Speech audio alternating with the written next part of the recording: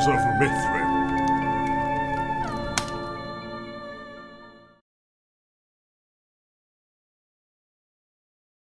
Den of Thieves, read by Skye, Part 13.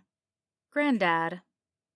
Sounds of scurrying and scrambling echoed around the room as all the kobolds hurried to climb up to the ledges again.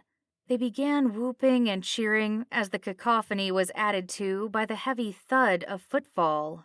The rear door of the room creaked open again, and a broad figure seemed to step through it. Ducky and Elvin inched backwards as far as they could. More rocks were thrown at their backs by the kobolds. The creatures cackled and jeered. The figure coming through the doorway was strange. It looked almost rolled up like a great ball. They quickly realized, though, that it was bent almost double to get through the doorway. Once it was fully through, it stood up straight, a massive figure with bright blue skin. Aside from the strange coloring, it looked almost like a man. Dressed only in a pair of ill-fitting breeches left hanging at the knees, it stood some 8 or 9 feet high. Muscles rippled from its thick arms, and the great beast roared, baring enormous sharp teeth at Ducky and Elvin. "What in the name of all that is holy is that?" Elvin shouted. Ducky's face went pale. "Orc," he said, almost whispering. "By any chance do you have a helpful story about this one too?" Elvin turned to Ducky. "No," Ducky gasped. "I never liked the tales about these ones." The two men straightened up and readied their weapons as best they could. From all around them came the continuing jeers of the kobolds. More stones were pelted down at them. Hunching themselves as best they could, they tried to avoid as many as possible. The orc roared again. "Come on, then!" Elvin leapt forward, bringing his sword up. Ducky followed. The orc brought both of its enormous hands down hard on the ground, which trembled, shaking the walls and dropping a cascade of dust from the ceiling. "Again!" Elvin shouted as they both spun to try and hit the beast. As they did, the orc raised its arms up high, pushing them both backwards. Elvin fell hard against one wall. He raised a hand to his face and, bringing it down, saw that there was blood trickling down his head.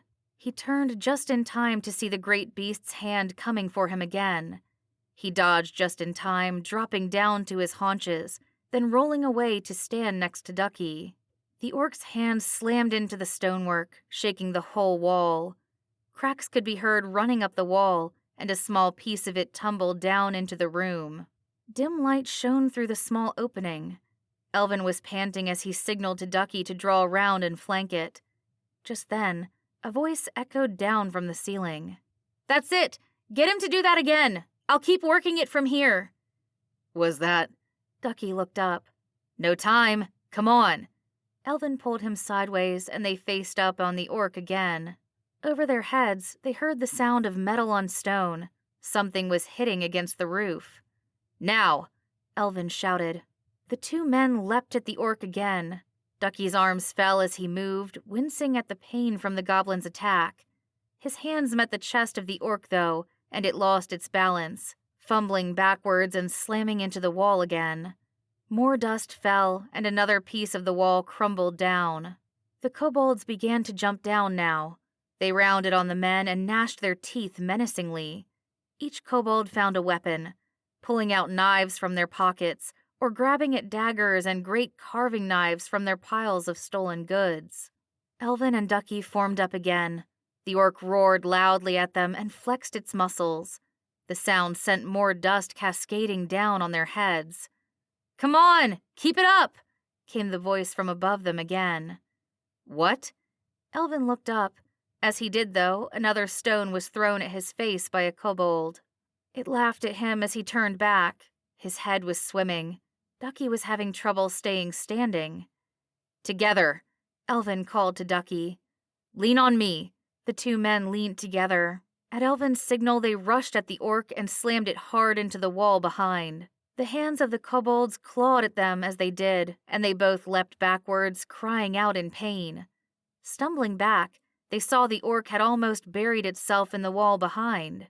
The great beast shook its way free, and another piece of the wall fell down from the onslaught. There was nowhere to run now, though. The entrance was behind them, but neither man had the strength to turn and dash through it. Dozens of red eyes stared at them through the dimming light, and the jeering of the kobolds and the roaring of the orc chilled their very blood. Still, they heard the ringing of metal on stone, though. "That ought to do it," came the voice high above. The ringing stopped.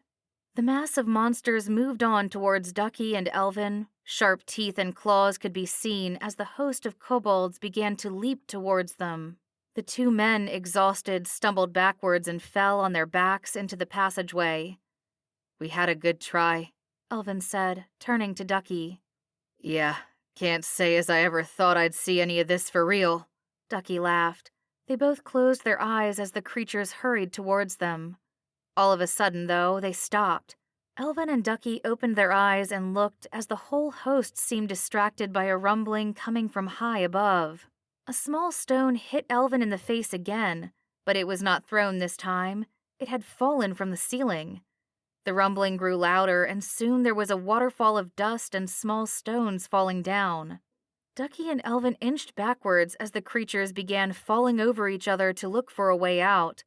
Dust became stones, became great boulders of the building's walls and ceiling that fell and tumbled. The sound was deafening and seemed to go on forever. When the commotion was over, Ducky and Elvin found themselves at the edge of a great slag heap, surrounded by the ruins of the walls. Not a sign of life could be seen. They marveled for a moment, then they laughed as down from the top hopped a figure, smiling broadly and holding a very notched hatchet. It was Dervil.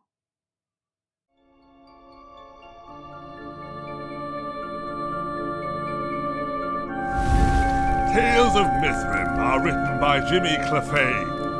Mithrym is a fantasy world built for the Dungeon Room role-playing game system. To find out more about the world of Mithrym, or to try out the game, go to www.mithrym.com.